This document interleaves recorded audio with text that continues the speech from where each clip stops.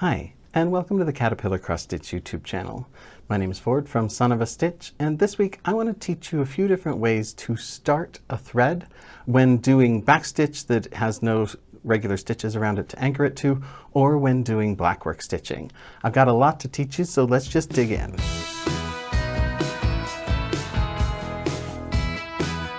The first question that you might have is, what is blackwork? Blackwork is usually classified as a type of embroidery, but because it is done on counted threads on even weave like linen or Aida, it's usually classed in with cross stitch because we count the threads in our fabric in order to figure out where to put our stitches instead of drawing a pattern on there or eyeballing or guessing it or doing it freehand. So it's often considered a type of cross stitch even though it is a type of embroidery. It's kind of the space in between. It dates back to like 16th century England, and it often uses intricate and detailed and repeating patterns to fill in a space. Originally it was used to reinforce weaker fabrics and to make them stronger and wear for longer. But now of course we do it for fun and beauty like most embroidery and stitching.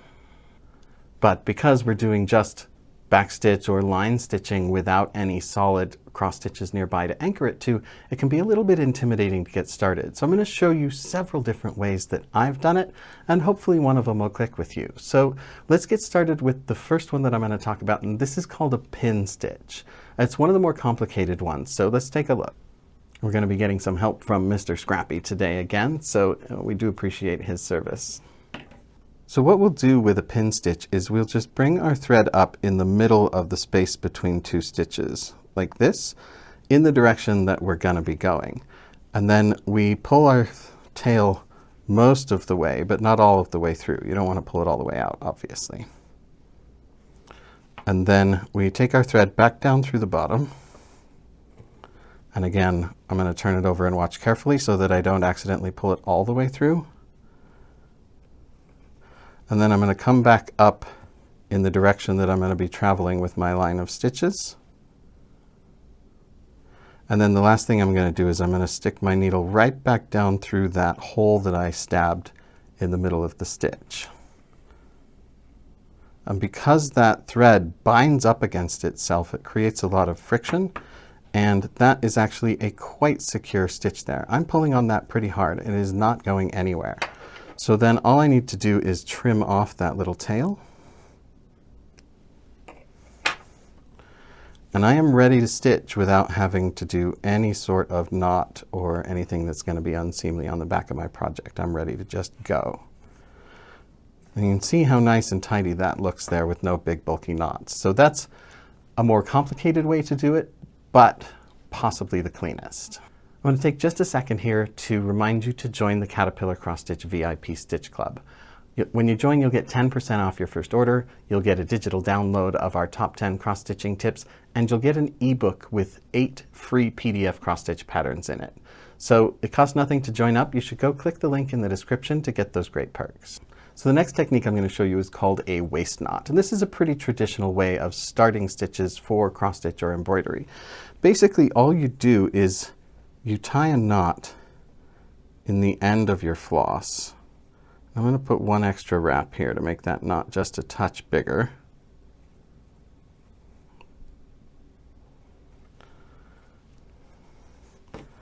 And then you can bring that knot down through the fabric in an area you're going to be stitching to, and then go back a little ways.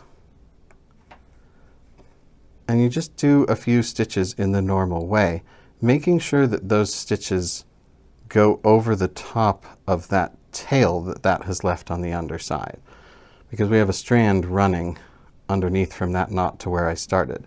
So I'm going to use the angle of my needle to make sure that my stitches are looping over the top of that. And I can do a few stitches in this way, and then the tension and friction of those stitches being across that tail on the back will hold that in place.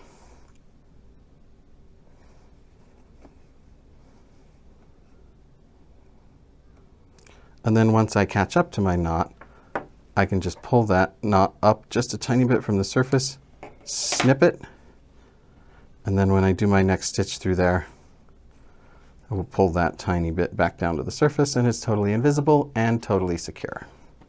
Now, almost everything that I know about cross-stitch, I learned from online communities that I'm in, and the best of those communities is the Caterpillar cross-stitch community. An amazing supportive community has grown up around the brand. The best place to get involved there is to go join the Facebook group or go follow the Caterpillar cross-stitch Instagram. There are tens of thousands of stitchers with a huge wealth of knowledge and experience there, so it's a really amazing space to be in. I highly recommend checking them out.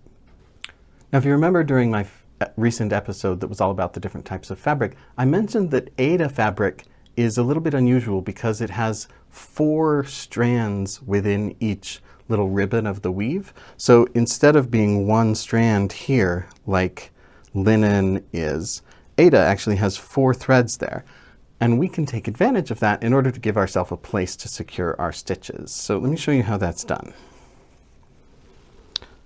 If you look very, very closely here, you can see that each of these little ribbons within the Aida consists of 2 strands that go under the opposing ribbon and 2 strands that go over the opposing ribbon. That's part of what makes it so sturdy and so easy to stitch with. But what we can do is we can just dig our needle down under 2 of those strands. So that's not visible on the front. This is where my needle is right here, and you can't see it. But we can kind of force our thread into that weave.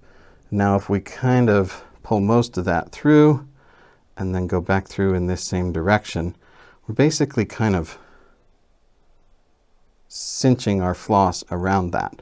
Now we usually want one more pass, maybe in another direction, in order to make sure that that's nice and secure. And after each time I pass my needle through the weave of the fabric, I want to look at the front and make sure I can't see my needle. If I can see my needle, I'll be able to see my floss on the front, and I don't want that. So I'll go back through one more time here, and now I have a good solid secure starting point, and I can start stitching wherever I want on the front. Now, if you feel like you've learned something from me today or in any of my previous videos, the best way to thank me is to subscribe to the channel, give the video a like, and leave it a comment. Those are the ways that my success gets tracked, so it doesn't cost you anything to do that, but it really helps me out. So I would appreciate it if you would go and do those things. Now, another possibly easier way to take advantage of that sub-weave within the weave of the Aida is to use a loop start. So let me show you here. So what I'm going to do is thread my needle for a loop start as though I would for any other loop start while cross-stitching, which means take one long piece of thread and put both ends of it through my needle. So that way I have a needle with 2 strands through it and a loop at the end. Then what I'll do is I'll split the weave just like I showed you in that last one.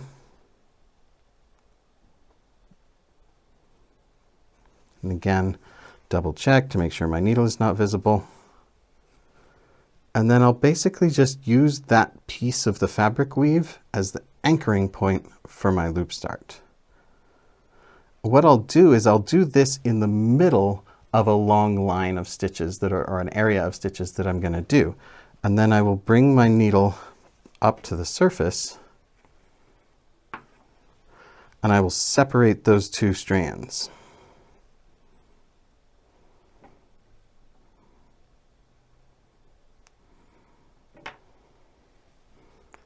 And I'll take one off and I'll stitch a line this direction with it, and I'll take the other one off and I'll stitch a line this direction with it, and I have no starting point on that thread, so I don't have to worry about a bulky starting point or it coming undone, because there's nothing to come undone. It's just one piece of thread.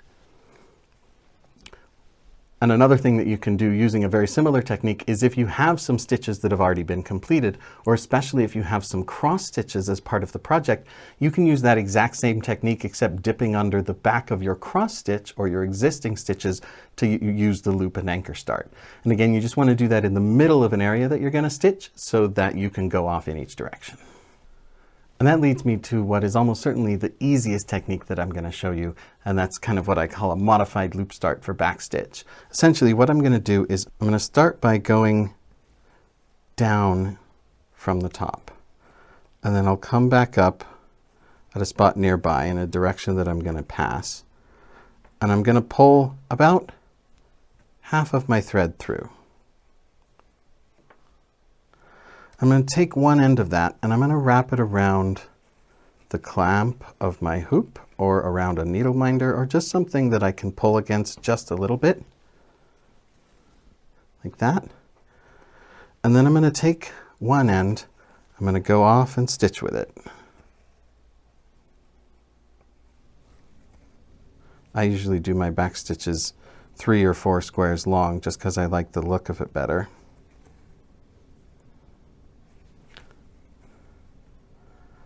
And then when I'm done with this thread, I'll tie it off and end it. And then I'll come back, I'll unwrap this second thread,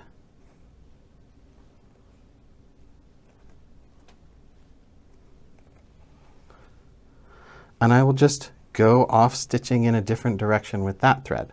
So again, there's no start or end to this thread in the middle section here. It's sort of like 2 threads that I connected together. And that allows me to only have to end the threads and not start them. So especially for the first few lines of a backstitch or blackworking project, it gives you a really nice, clean, fast, and easy way to start the thread. Now, blackwork is a really fun and popular and interesting type of stitching, and I should have given you most of the tools that you need to handle the most intimidating part of that, which is how to start your stitches when you have nothing to anchor them to. So you should have everything you need now to go and get started and check it out. If you have any other tips that you want to share with other viewers, go ahead and leave those in the comments down below, or if you have a topic you'd like to see me discuss in the future, it'd be a great thing to leave in the comments as well. I do want to thank you so much for watching. Don't forget to subscribe to the channel and give the video a like. My name is Ford. For Caterpillar Cross Stitch, I will see you next time. Hi, have you heard about Love It Stitch It yet? You can design and shop the cross stitch patterns you've always wanted. Love It Stitch It is an easy to use design tool and exclusive cross stitch marketplace, giving you the freedom to create, sell and shop all in one place. You can design anything that you like, add text, upload and convert pictures and artwork. You can design the cross stitch patterns of your dream. You can download them for personal use, or you can upload them onto the marketplace, designed by cross stitchers for cross stitchers, jam-packed with some gorgeous cross stitch patterns from designers all over the world. If you're not interested in designing or selling, that's totally fine too. Just visit the marketplace and you can shop from hundreds of beautiful cross-stitch patterns so you can pick your next project. Are you already a cross-stitch designer, but maybe you're fed up of other marketplaces, maybe not getting the sales that you deserve, maybe not getting your patterns seen as much as you'd like? Then let us help. You can easily register for free and get uploading your PDF patterns with absolutely no fees whatsoever. Let us then market your gorgeous designs that you've put all of your work into to over 185,000 dedicated cross stitchers from all over the world. We will absolutely do our best to get your patterns seen and into the right hands of people that we know will absolutely love stitching them. As a designer, you can easily list your PDF patterns for sale, no matter which software you use to design them. Our job is to make cross-stitch design accessible to all. There's nothing to upgrade, there's nothing to download. It's really easy to use and beginner friendly. We also wanted to create the marketplace to bring sellers and buyers together so that it's really easy and such an enjoyable experience to shop all of the high quality verified designs on the platform, but also to give those amazing designers a place to really showcase their creativity. So visit loveitstitchit.com today and register for free. Stitch what you love and free your creativity.